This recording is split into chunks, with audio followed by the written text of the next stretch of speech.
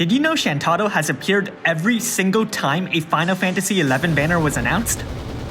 Except, of course, for that one time where they released characters and one unit that was about the same size. That's probably how they snuck past.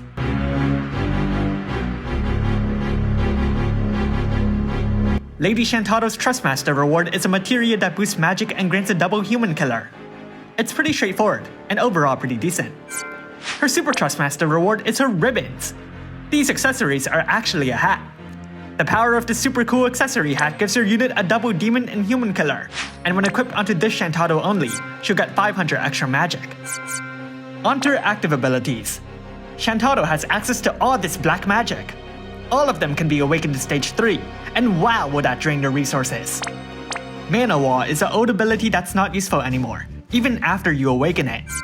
Mana Font can restore a great amount of MP, gives her a small magic boost, and enables Black Magic 5 spells, all which grow stronger with additional use.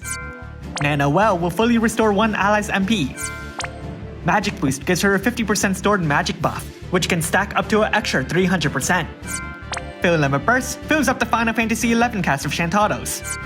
Elemental Burst, Dark, can be used once per battle, and it will boost Shantotto's dark damage by 150%. Salvation Scythe deals dark damage to Chains of Bolting Strike, and inflicts a 120% dark imperil. Divine Malison is the light version, and not a brave ability, so it won't be as strong.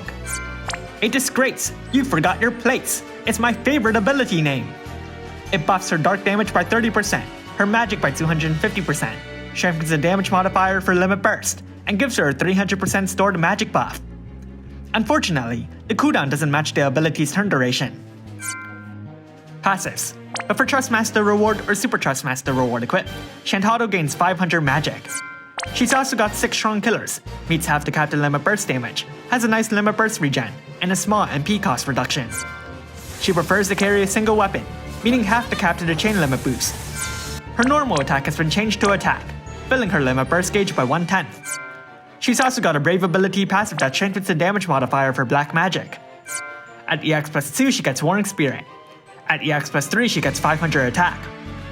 Her elemental resistance is also really nothing. Let's look at her Limit Burst. The Funny Laugh inflicts a 30% Rod Imperil, a 130% Dark Imperil, and deals dark damage. As a Super Limit Burst user, Shantotto has access to Magic Shift, which automatically boosts her magic by 250%, her Limit Burst damage by 200%, and fills her Limit Burst gauge when the Super Limit Burst is ready to go.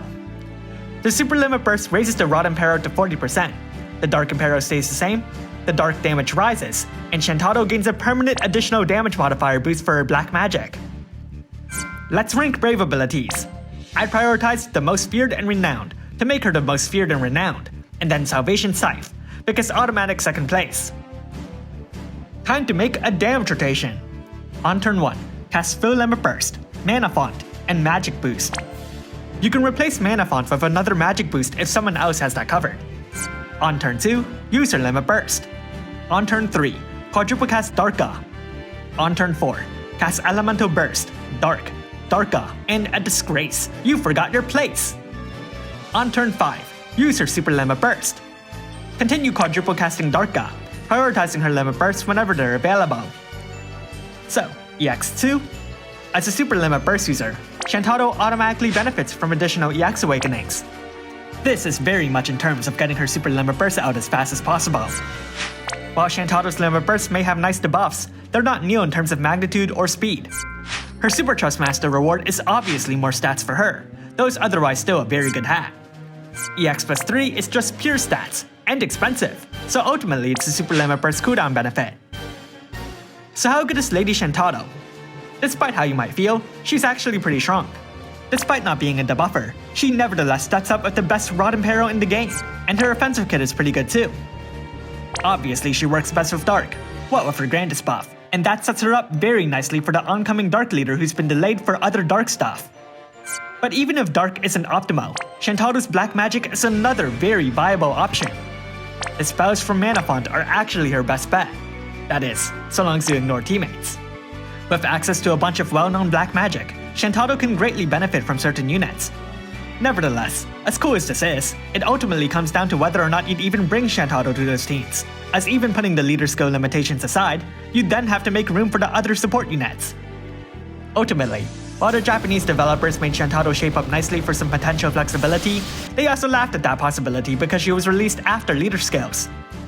As far as support goes, she's not a supporter, even in spite of having one instant MP fail.